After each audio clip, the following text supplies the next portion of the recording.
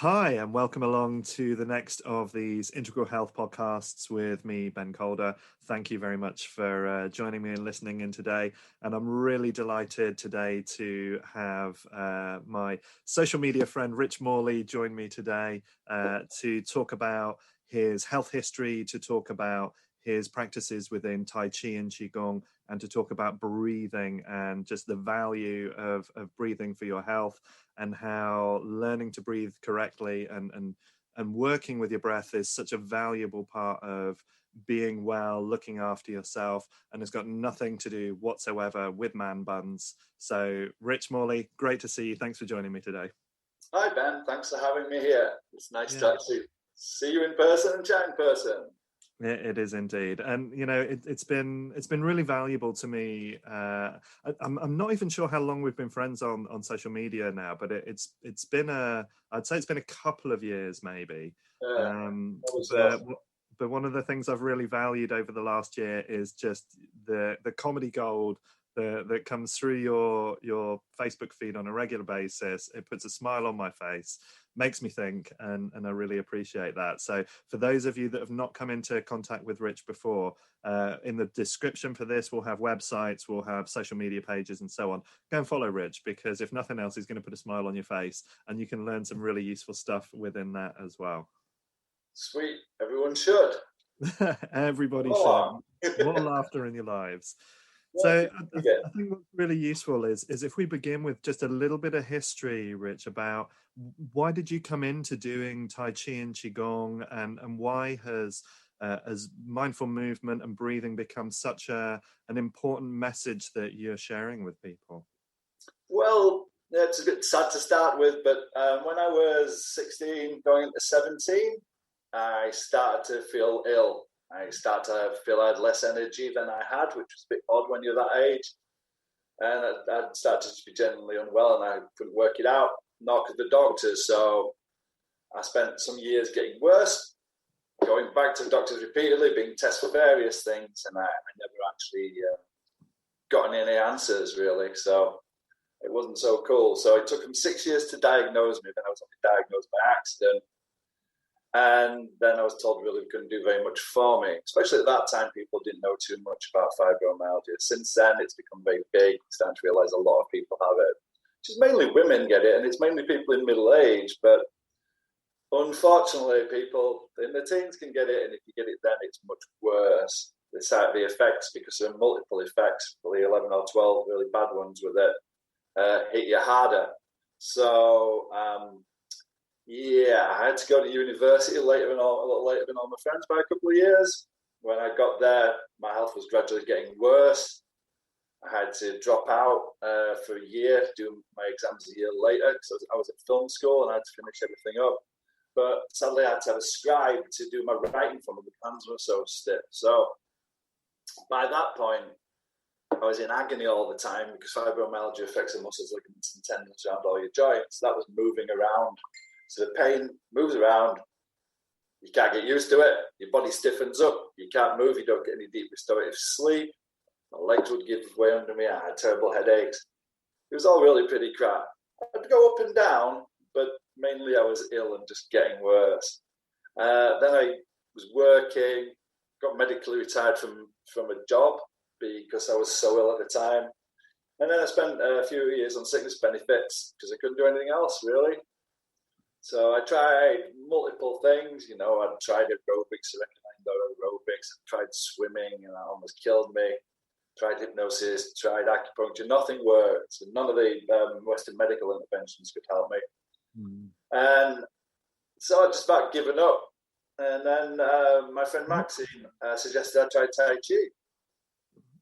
Now, at that time, I had very little motivation to do anything. So I waited for about 6 weeks off. She was on a Saturday, the class, and she could never make it. So I just about gave up, wasn't even going. I mean, and this is the thing that amazes me about this, to be somebody that in their late teens can develop such a chronic, debilitating illness, you know, and I've worked with fibromyalgia, chronic fatigue, lupus, and Yeah. other things for many, many years. And I really know just how deeply people's lives are impacted. So how did you even keep any motivation to just keep on trying things That's over? very interesting. So I went to my first class. I dragged myself in there, which is quite funny actually, because I walked in, there was a Chinese gentleman standing in the corner, and so I went over, introduced myself quite awkwardly, didn't know whether to bow or shake his hand or whatever. And he seemed quite taken aback that I was actually talking to him. I thought, well, this is a weird teacher. And then the real teacher came in. It was a white guy called Colin. The other guy was a chef in a Chinese restaurant who wasn't So anyway, after the awkward bowing and finding who the real teacher was, I took part in the class. It was a 2-hour class. I had to sit down repeatedly, but I managed to struggle through it. And on my way home, I actually felt a slight bit better, just a slight bit, but that's better than I'd felt in some years, quite frankly. So when I got home, I had to go to bed for about a day. But the next day, about 24 hours later, I managed to practice for a couple of minutes. Because I'd actually seen something in it, I'm like, sod this, I'll give it a try. Because I had no motivation, nothing, but I was so desperate. I thought I was on my way into a wheelchair, really. And I went back the next week, struggled through some more, and I just practiced. But for instance, I couldn't actually sit upright without leaning against a chair for more than 30 seconds. I could sit upright and I'd have to collapse into a chair. So it was quite a poor start, but I just stuck with it. I started very, very slowly. I started to see the benefits back because I had seen discernible benefits. And I saw something in it. I stuck with it. And fortunately, I'd found the right type of teacher. There are a lot of Tai Chi instructors about, but unfortunately, most of them are teaching a slow, wavy arm stance around. Aren't they just? Yeah. Arms and breathing, yeah. Exactly, which is nice, and it's good movement for older people and stuff, but it's not what Tai Chi is. And as I got to find out, Tai Chi is the highest level of martial art. And after people weren't being paid to teach the elite bodyguards of the Chinese royal family and things like that, the onus moved on to health in China. And people were paying big bucks for that because people were living, Tai Chi masters live 3 times as long as everyone else. So as I started to learn all these things, and I had a teacher who trained with an authentic master, and he was a vice president of the Tai Chi Union for Great Britain, I started to get better. I started to see more results, and I started to tell my friends about it. I got more enthusiastic, and I started to drag people into the class. And then the more I practiced, the better I got. So so I went from definitely on my way into a wheelchair, collapsing, dropping things on my feet all the time because my hands weren't working, all the other malarkey. A couple of years later, I shattered my collarbone terribly, jumping off big rocks in some woods on a mountain bike because I had all the juice. Yeah. And before I became ill, I was the world's least coordinated person. Sure. So for me to suddenly be able to do all these things opened up a whole new world of adventure for me. And then after a little while, I was like, geez, I can't believe this, And then that's when I set out to train to become a teacher, because I had trained to be a filmmaker. I wanted to be a filmmaker forever, but I wanted to help people because I saw that real Tai Chi could be a driver for real change in people's health and lives, as it became in mine, and I became the sort of poster boy for this sort of thing. I mean, that's amazing. I love how much of a change to, like you say, go from a point where you're an uncoordinated person who's in pain, can't cope with things, to a point where you can shatter your collarbone through mountain biking, in just a few years. It is an incredible turnaround. So understanding what you understand now about Tai Chi and Qigong and their mechanisms of action, what's your impression about what it was about those things that helped the fibromyalgia for you? What made that change from your understanding of the mechanics to that benefit in health? Well, one of the things that Tai Chi does, we have a thing called Zhongding, or central equilibrium in Tai Chi, and many people think that's your center line or some sort of thing like that. But really, it's a code for putting the body back into the state it should be in. It rectifies the body. It helps to balance the body out. For instance, with the standing, we do the Jam Jong post standing that we do. This allows you to put your muscles back into the right place because we're using stabilizer muscles to try and move. The movement wants to hold us up.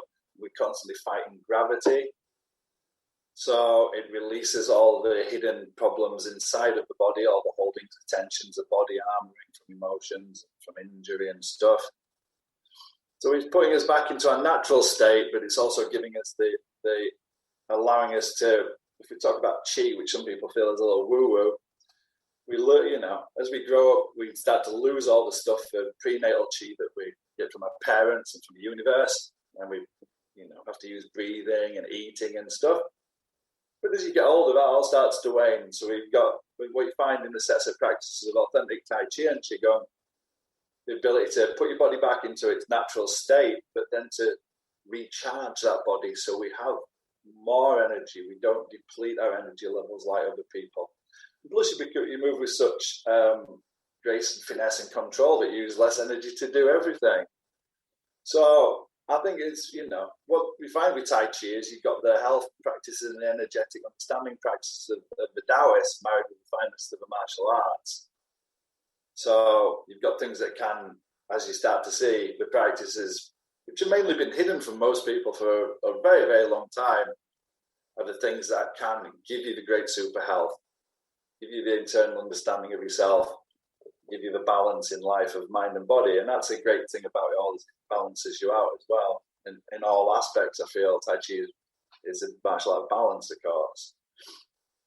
So I think it works on several levels. It's rectifying the mind, it's rectifying the body and putting us back into harmony. So I was incredibly out of balance in the state I was in. To go from that to not just doing drop-offs, but becoming like, you know, I'm an elite level martial artist nowadays. You can see the veracity in my claims. And that's the beauty of it. I find that it's not something that's limited by who you thought you were previously. It's something that anybody can achieve if they've got good tuition and if they're willing to practice. So for anybody that's interested in exploring Tai Chi or Qigong, what for you would be some of the things that you would suggest people look for as a way of having a constructive and a healthy and a valuable experience rather than just the wavy arm dance? Well, yeah, I mean that's a problem for a lot of people. Some people get taken in by the silken robes or the stories of the Tai Chi style. For instance, there's a certain group in this country that claim their Tai Chi is 3,500 years old. Mm-hmm. Was given to people of a small fishing village by 9-foot-tall beings who were called the Sons of Reflected Light. And it was kept hidden for thousands of years till an old Chinese gentleman taught a young boy we met in a park playing football in London. Where Tai Chi's only been called Tai Chi since the 1850s, and we know exactly when that was. And the Taoist poet who came up with the statement for it used to call spirit boxing or cotton boxing or other things up to that point. So it's hard for people to unpick it. For instance, myself, I started with a very reputable teacher, but I'm like, wow, this is amazing. Perhaps I should go to another Tai Chi class in the week to bolster what I'm learning. So when I got a bit more energy, I went to someone else. You know, I was still ill. I was feeling a little bit better, but I went to a class where after the second week, a gentleman told me my Qi really shone out. I'm like, what are you talking about? I'm exhausted. I got nothing. You're full of it, fella. So there's a lot of bullshit out there in the Tai Chi and Qigong markets, really, let's face it. And people get taken in by silken robes and lots of bowing and various talk of hidden secrets, and they get themselves righteous about it. I feel that just like back in the past, there was only a certain amount of people you can really see who, if you want to develop your health or any of the other great things you'll get from Tai Chi, should seek. So in our country, what I would recommend is people go to the Tai Chi Union for Great Britain website, wherein they can see the ratings from intermediate to advanced to senior level instructor. And I recommend you go for the advanced or senior level, really, because they're the people who've got the ideas. I myself, although I'm not part of that institution now, my teacher helped set it up. I got taken aboard as a senior level instructor. You're supposed to have been doing it for 20 years, but I hadn't, but my skill level had developed so much. I tried when I was after 14 years, and I offered to knock down anybody who wasn't willing to believe I had the skills. But they weren't interested, so it took me 17 years. But yes, Tai Chi Uni for Great Britain, and check those people out. They're the people who have the closest thing to what people need if they want to really make their health better and to find a good quality level of the art with someone. Yeah, sure. And I mean, within Qigong, one of the things that I try and advocate with people is, to a degree, to drop some of the mysticism that we pick up from, the Crouching Tiger, Hidden Dragon style. We want to look like these beautiful, graceful, floating beings in their silk, as you say, but actually somebody that can come back and teach you pragmatics and can be quite explicit about, well, this part of your body is affecting this part of your body in this way. So if you make these changes, this will improve that state of practice and this will deteriorate it. Certainly so. I mean, people will get caught up in wanting to get the effects of G feelings or all the other things. As I often say, do the practice, do it as precisely and accurately as you can, and you'll get the benefits. Rather than getting caught up in this or that, subtle changes in your postural alignment, understanding the connections, or the breaths going, or whatever you're doing, will see people through, rather than all these mental abstractions we get caught up in. Because that's the thing, everybody's been sold all the mysticism and all the fancy stuff, which is fine. But do the work correctly with the correct information and you get all the benefits and more. And I think as well, it's really important. Certainly one of the things that I've found valuable in teachers I've been with is the idea that none of them are saying that this is it. This is the only way, and I've got everything. Having a teacher that still has a degree of fallibility, can acknowledge that they're still within their own process themselves, and they're still refining their own practice, and defer to their own teachers and their own kind of inspiration as well, rather than thinking that they've done their practice for whatever period of time and there just isn't anything else to be learned. Oh yeah, absolutely. See it again and again. I mean, that's a great thing about Tai Chi, let's say. There is no limit on it, let's say. Yang Lu Chan himself, who's, Yang style Tai Chi, he said there are 13 levels to Tai Chi, and I'm on at level 9, he said. And he was the highest level person who was ever around in what they did. So there's no end of refinement, no end to your learning and knowledge, really, with these arts. Sometimes it's been said it takes 3 lifetimes to really understand Tai Chi.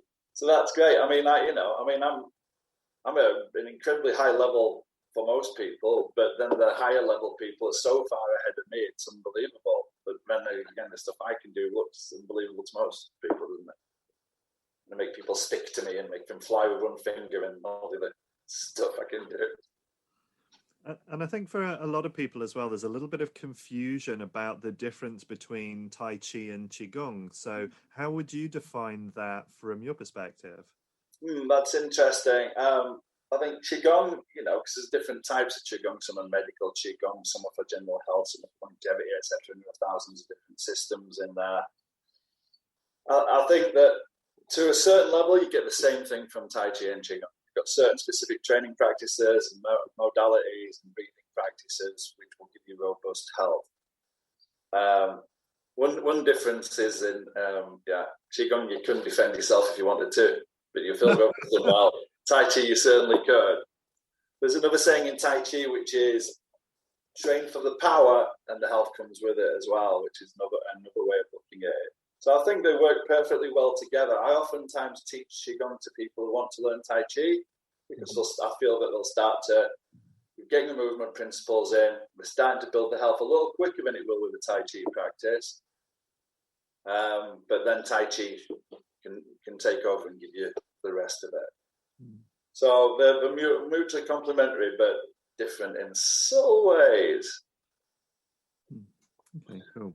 So one of the things that you mentioned in there, and I know it's a really big passion of yours, is right breathing or healthy breathing. So tell me a little bit about your ethos behind breathing, why it's become such a big focus of your work for people.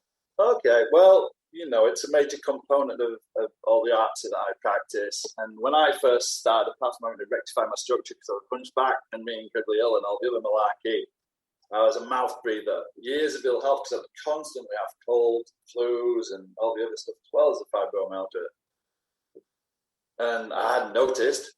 And it's only when I went to class and started to actually introduce me to some breathing, I realized that when I was a mouth breather, I wasn't even really capable of breathing through my nose, because if you don't breathe through your nose, it sort of starts to seize up.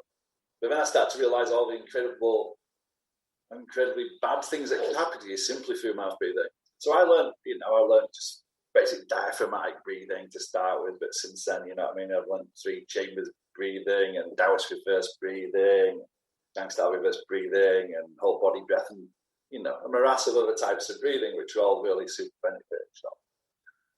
But that's one of the first things I started to benefit from, because I could breathe. I could still breathe, even though I had no coordination, could hardly move.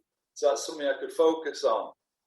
And that helped me also with my simple meditation practice I started to develop, because my mind was, I was very depressed and stressed, and my mind was all over the shop. So I found great benefit in it to start with. And over the years, I've seen a similar thing with a lot of people who train with me. And I also, I've met a lot of people I've managed to help simply by giving them some breathing advice.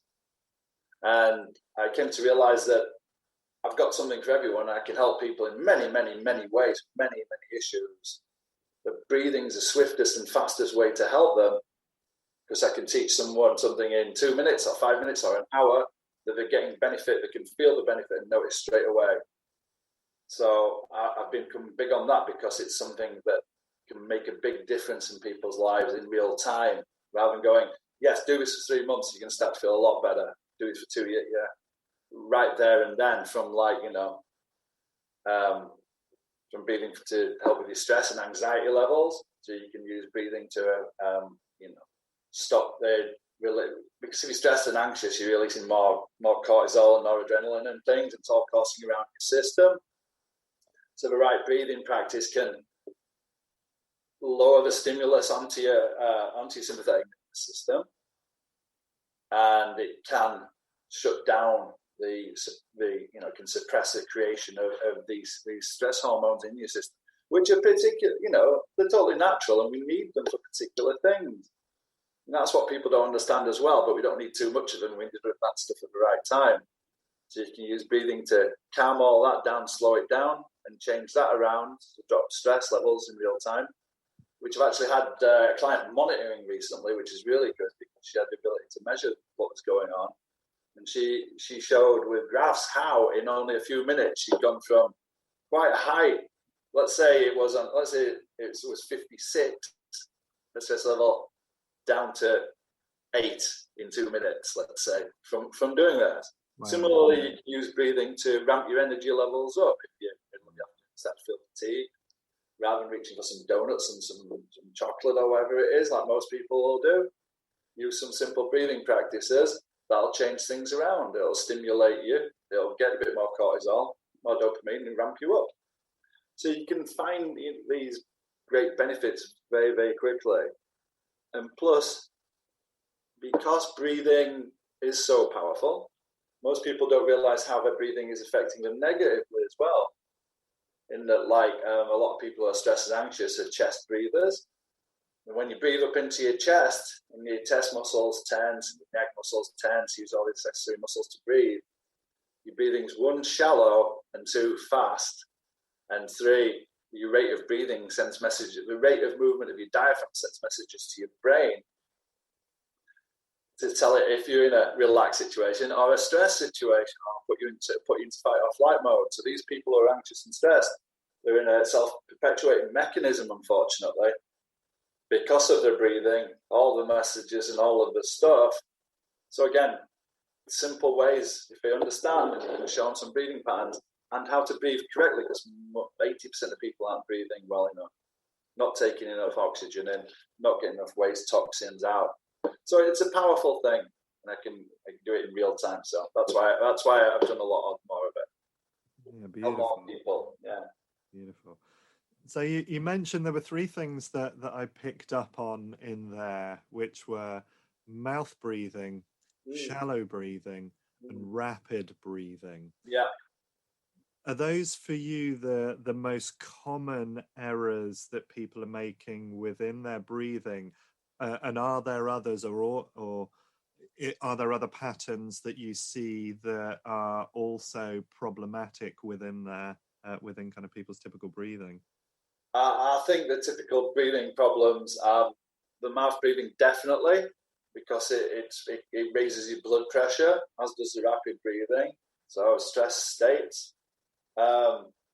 Shallow breathing and rapidity of breathing, they are really the main ones. You know, I don't meet too many people whose problem is doing slower breathing. Yeah. And as we found nowadays, slower breathing allows you to take, many people do deep breathing, but then again, it's quite rapid and uncontrolled. So we've found that slower breathing allows a good time for the oxygen CO2 exchange to take place, and your body can take more oxygen out, you get more toxins in. So like most people, you know, if most people who are stressed and stuff are breathing up to about 18 times a minute.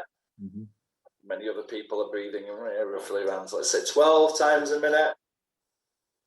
But the optimum amount of breathing is somewhere around 6 per minute, which is very different to where most people, especially the rapid shallow breathers. But it's a problem of non-education. We all start by breathing normally, unless we've got some sort of abnormalities. Unfortunately, we model ourselves on our parents and on other people we see around us, and that's what they're doing. Everyone thinks your chest needs to move up and down to get a good breath, and then that's all of that sort of shit's going on. So, you know, we're taken again out of our natural state to an unnatural state, and it does us more service than good. But yeah, they're the main problems. Also, people's postural issues affects the breathing, which they're not realizing, and not realizing how dangerous a bad posture is to you over time, especially with all the sitting you're getting nowadays. One other thing, though, I see a lot of people, especially who do spend a lot of time with laptops, is holding of the breath. When they're focusing or they're stressed or tense, holding on to the breath, which is equally not so good for you. So that's another problem you find. And they're the major ones, really. Yeah. And I guess then as a simple tip that anybody listening in can take on board is if they breathe through their nose, slow it down and draw it down more into the lower abdomen, that alone, if they can make that shift, is going to move them more in a direction of health rather than disease. Oh, really? Certainly. What I would say to tighten that up a little bit is first they should just sit quietly in the room and just see what their resting base rate of breathing is. Count the breaths to be aware of it. And if it is 12, don't try and force 6 in, but go to 10 or whatever it is. As you slow down the breathing, it's going to send messages to your parasympathetic nervous system and to your brain. It's going to release serotonin, and it's going to naturally put you in a restive state and calm you down in that restful state. So, but what I would recommend is, map out what your breathing's like.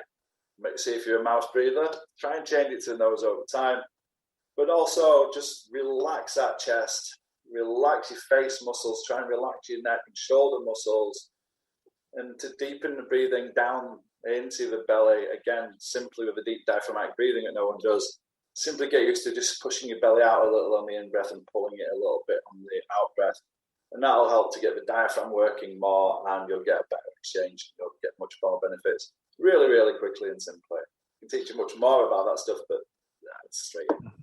And if you want to learn more about that stuff, you're going to check into Rich's links come see me later on and go and connect with him and do some work there.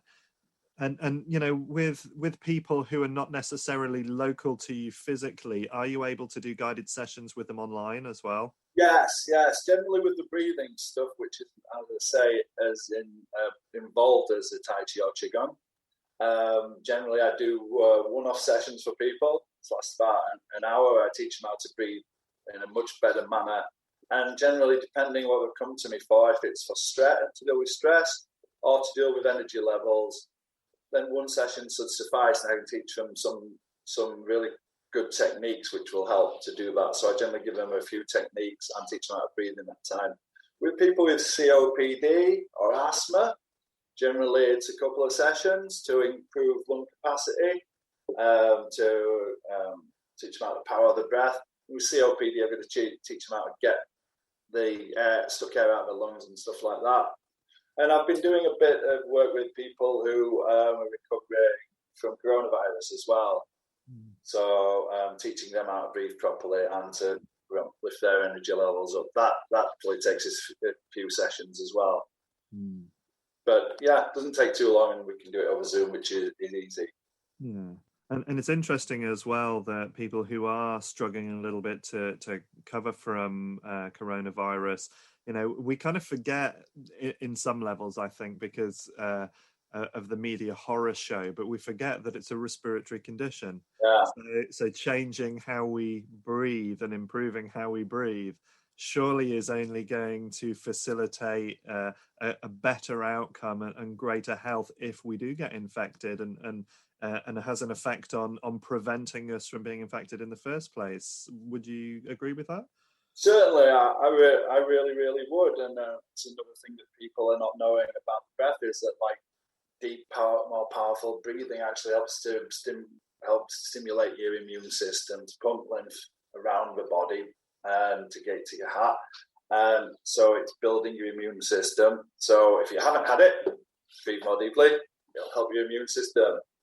And these are simple things we can do for ourselves to do that. Eating right, getting good sleep. But thinking about that, if you've got more powerful lungs, you're not going to suffer as deeply because your immune system's better and your lung power is better than the people who are not.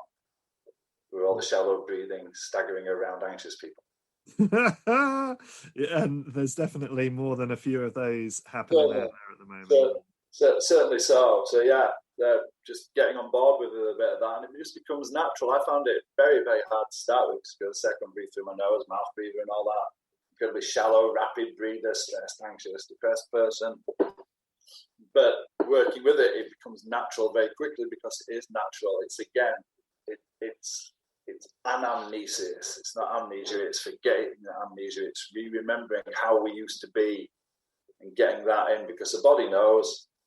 It's our minds are getting away of all of that sort of thing. So it will rapidly become more natural and you'll get more benefits quickly. And again, just staying with the kind of current situation that we have at the moment, how do you see the use of masks impacting people in both an obvious way within their breathing, but also more widely within their general state of health because of that? I think on one side, it's giving people the feeling of safety and security going out, so they feel that we won't catch it. I think with masks is you're getting masks are just hopefully stopping other people catching it from you rather than you actually catching it from them. So it's just not getting spittle out there and water molecules and stuff that might carry some sort of thing. Unfortunately, the trouble is with the masks again, especially now people are moving on to cloth ones, if you haven't got proper respiratory ones, it's leading people to shallow, rapid breathing, and it's also leading to mouth breathing because people feel uncomfortable and they don't feel like they can get enough air in through the nose with the mask on while they're out. On the plus side, if people are only doing it while they go shopping or whatever, then it's only a certain amount of times per week or whatever that they're engaging in that. The trouble I'm seeing is the people who think they're going to be much safer. So you see people driving down the street wearing a mask or walking down the street wearing a mask when the chances of you catching something outdoors or in a car by yourself are slim to none. So those are the people who really need to think about, and people who are forced to work in them and stuff, they really need to take time to think about what they're doing with their breath and they'll have a better time of it because they're going to feel more fatigued at the end of the day because they're not getting enough oxygen in. So they're helping and hindering, let's face it. And so the big takeaway from that is, as much as possible, only wear your mask when it's absolutely required, and give yourself every opportunity to breathe as naturally and as healthfully and as fully as you can. Yeah, certainly. And get out into nature to do it as well. First thing in the morning is a good time. As you'll know, there are traditional times for training in the Chinese arts, first thing in the morning, like just before sunrise and the 12 o'clock and all of those things. But first thing in the morning is a great time just to get out anywhere, even just in some trees or whatever, and breathe deeply, and that's going to help set you up for the day. Unfortunately, with a lot of people you see jogging, because many people took up running and stuff. This past year, they're all hoofing up the side of a road, sucking it in through the mouth, get all petrochemicals and particulates and dust. So if you're going to go running, think about your breathing. Go run around a bloody park, for God's sake. Save yourself the health. And I think that's a really interesting point that a lot of people don't consider, is that filtration mechanism within the sinuses that's there. That's why we have the mucus, that's why we have the hair, that's why we have the openings limiting in the way they are. Is there the body's natural mask? It's there to protect us, and contains a lot of immune information within the sinuses that, like say, if we're running along the side of a road mouth breathing, we're not getting that benefit at all. No. Similarly, people see talking while they're all jogging inside of each other. It's all like, and they're not getting it. For instance, the thing about the nose is, like, from nose breathing, then that creates nitric oxide, which you need. Although I was doing a talk the other week and I said nitrous oxide, I'm like, nose breathing. But yeah, and your body needs nitric oxide for quite a few processes. Your body needs CO2 for quite a few processes, and all your systems need oxygen for all the processes. So your breathing's so much more important than you can possibly think. Yeah. And I've seen recently as well, there's some quite interesting research going on over in Canada where they're looking to create a very simple delivery system for nitric oxide, because it's of effect on coronavirus. Right. So we can produce that within ourselves just by breathing through our noses. Wow. Cheap and easy, and 100% always available. Yeah, totally. That's wonderful. I didn't know that. I like that. I mean, that's the trouble, unfortunately, in a Western society where we've been conditioned to rely on someone else for our health. Going to the doctors, being given tablets. People are living longer, but living fucking terrible lives. Rattling around, having that big thing with all the days of the week to delineate which pills they need to take, just so they can shuffle around and be in ill health and unhappy. It's ridiculous, but people are conditioned like that. For instance, I was on a train. I tried to work with people with fibromyalgia a few years ago. I've worked with lots of different people, from elite athletes to running the UK's first stroke rehabilitation study for the NHS. So I've worked with everybody in all sorts of, MMA fight, all sorts of people. And I went to support groups.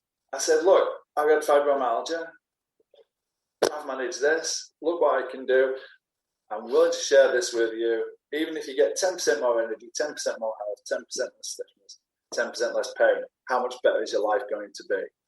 None of them could accept it because they were conditioned to believe they're disabled. And so you get that poor me syndrome where they're just comparing complaints and comparing how ill their medication makes them. And they weren't willing to take it on board.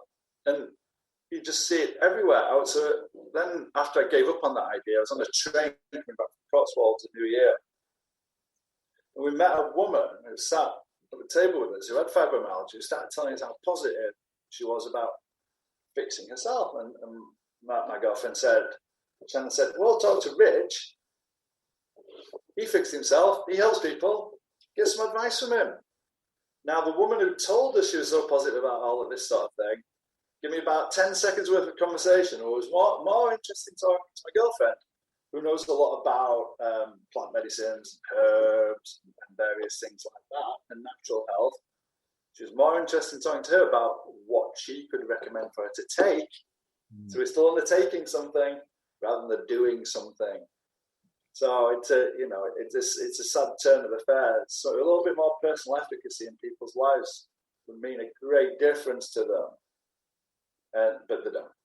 So it's something everyone needs to think about, and especially again with breathing, something you can simply be doing for yourself at any time, practice anytime. You don't need any silken robes. You don't need a practice space. You don't need to say namaste. You can just do some breathing, kind. Yeah, beautiful. I mean, it's interesting as well. You talk about, what Carolyn Miss would have coined as woundology within these groups. That it's really about comparing symptoms and comparing where they're struggling, which, from my point of view, on an integral model, really is reinforcing the problem rather than considering the solution. And I know my own mum, who I don't know if she would even identify as having fibromyalgia anymore, but she certainly used to. And before she lived closer to me, she was in these groups as well, and her comments were exactly the same. It wasn't a positive and a constructive space the majority of the time, and so we moved her up to be closer to where I am. And now for almost 4 years she's done qigong, pretty much twice a week or more, and does her own practices at home, and physically is much better off, much more energy, much more positive, and it's really helped her to get through and to really change how she is with her life. So the stories are there, and it's that willingness to commit into doing, like you say, as opposed to taking something. The answer is not in the magic bullet. And far too many times I've watched people who say, well, I'm taking all of these supplements, but I'm not feeling any better. And it's kind of like, yeah, but you're still doing all of those things that are causing problems. Why? Oh gosh. Why do you expect to feel better just from taking one part of a solution? Yeah. So that should be a part of your plan, perhaps, but yeah, not all of it. When I was first diagnosed, there weren't really any support groups. So I managed to find one. Well, a few years later, actually, after I was diagnosed, and I found one. I talked to a lady because I was like really upset about you'd say feeling disabled and being disabled and stuff, not being able to do anything, because I really couldn't do anything. And she just helped reinforce it for me. She went, no, if you do the things you could previously do. I'm like, no. She went, well, you're disabled, just get used to it. Disabled for the rest of your life now. So, and that was somebody supposed to be supporting me, and I tagged myself with that label even more, and it just helped to reinforce in my mind, oh, woe is me, my life's fucked now, I'm going nowhere. Yeah. And for those of you listening in, you wouldn't have seen my eyes roll back in my head as Rich said that then. But, again, it's so important that, there's two schools, there's two sides on this for me. There's the constant reinforcement of the problem, which doesn't help resolve it. And then there's also what I see as the false positivism of, essentially people in that kind of postmodernist pluralistic state, that new age state, where everything's going to be okay. We can just be positive. And there's a denial of the problem. So we've got these two extreme camps that you can end up in, and neither of them is actually really going to get you out of the situation. No, absolutely not. That's why we need to go back to the Tai Chi model of balance, being right in the middle there, the balance of all those opposing things. Yeah, it's the way people are, unfortunately. Then you've got the bandwagon effect, where people want to be part of something. So if you can be part of a moaning group of people who all sit around and moan and complain about illnesses, then you can label yourself as part of that group, so you belong to something, even though it's a very, very negative thing. You actually feel you actually belong to it. In fact, I met one lady in all the support groups I talked to, because they wouldn't believe me. Like, my doctors told me I'll never get better. You can't get better. You must be lying. I'm like, come on, let's stop this now. And this one lady said to me when she went, "Help! I'm not like these people. Please show me what to do." Like about 400 people I talked to. She's like, "Help! I came here. I thought I'd get help. I've been here for 3 weeks now. I'm getting nothing but sad." But so grateful that she found you. Yeah, damn right. I gave her some shit. She didn't stay with me for too long, but at least I put her in the right direction. She went off. Yeah, beautiful. Thank you, Rich. I really appreciate that, and I hope that for people listening, they've had a good sense of how making an active commitment into supporting themselves through a practice that they're getting from a good, reliable source can really make a difference with chronic conditions like fibromyalgia, and so many conditions as well. I mean, mental health being very much at the forefront, but that I don't think people really realize how their physical health can be so affected by lack of movement, poor movement, or by poor breathing. So totally. If we just look at the old saying, when you see somebody who is a bit depressed, you say, "You look down," and they do. They walk around looking down at the floor all day, all hunched over like this. So you can see, you can create state change just by changing your posture or your breathing very, very quickly. You don't see or understand that. It's one of the fun little tricks I've asked of people in the past is to look up to the sky and try and say, "I'm depressed," and really feel it, and then look down at the floor and try and say, "I'm really happy." And it's interesting how, just as a pragmatic exercise, how you almost can't even say "I feel happy" with your head down without wanting to add a gloomy voice into it. Totally. You can't say "I'm depressed" when you're looking up without it coming out in a different way. Maybe it's the pull on the muscles in the face, but opening up. Absolutely. So these are such little simple things, and of course, phone generation that we are now, it's amazing how many people you do see just walking around with that terrible angle up into their neck, hensing in through the shoulder and the wrist and the arm from where they're gripping a phone or trying to type or whatever, and it's such simple stuff on some levels. Gosh, yes, but we don't realise it's better with laptop life and all of the other stuff. Everyone's developing forward head posture really early. We don't realise what that's doing. It's squashing your internal organs, shortening your muscles so you can't straighten up. Every inch of your head goes forward, it doubles the load on your lower back. You're not getting enough oxygen to your brain, blood supply is not going to your brain. It's just on and on. Especially, sitting. Sitting's going to be the new big illness. So all these people sitting, has so many negative aspects that come out of protracted periods of sitting that people just don't realise it. Yeah, it's been dubbed the new smoking. That's the seriousness of it for your health. And I've had somebody who I know who's in their early 80s, and they've just been diagnosed with prostrate issues, and I know for a fact that they spend the majority of their day sat down. Just at a very, very simple level, I said, A, get up and walk more, B, move your hips more, so that you can actually get that drainage, that fluid movement through that part of your body, working to help reduce the inflammation, because it's for me, it's one of the big values of Qigong, Tai Chi, breathing, is that impact onto the lymphatic system. Certainly, and the internal movement, just getting everything moving around inside. These arts move the entire thing rather than all this segmented going to the gym. Oh, look, my guns. It's not all right, but the six-pack's not good for you, is it? No. All that tension and that whole thing's really not very good for you. But big condition to believe that sort of thing. Yes. That's quite funny whenever you meet the big muscly. I've met a few Super League players and various other muscly types and stuff, and they're even easier for me to throw around. Absolutely, yeah, sure. It's that whole Greco-Roman idea that we have, that comes from a lot of those early kind of illustrations and statues, and yet we don't realize one of the reasons why a lot of those characters were portrayed in that way is because they were starving, having to fight their lives in gladiatorial style situations, so they didn't have an ounce of spare fat on them. It's not because they were doing 100 crunches a day to try and get some kind of weird rip going on. I need an 8-pack now to fight that lion. Come on. Too much watching 300.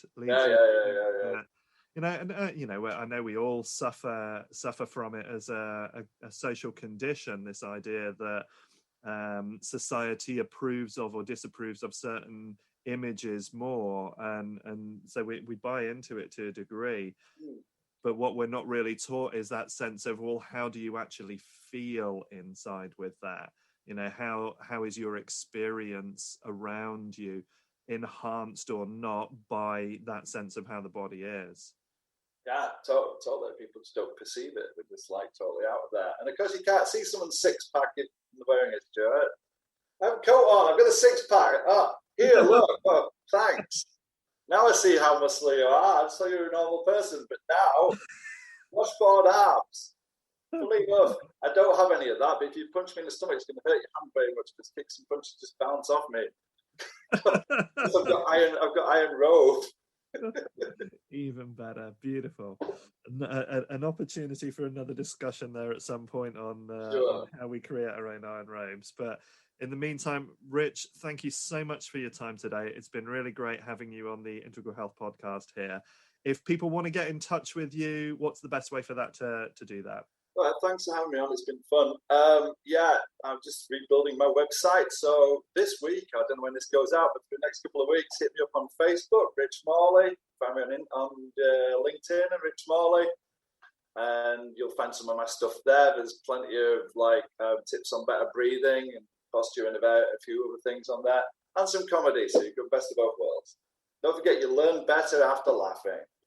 Brilliant. Perfect. Thank you so much. And we'll have links to Rich's Facebook page, his LinkedIn page, and we'll put the website address in there because within a relatively short period of this going out, that website, the new website will be up and live. So, Rich, thank you so much for your time today. Really enjoyed it and look forward to speaking to you some more in the future. Yeah, thanks very much. Thank you. See you.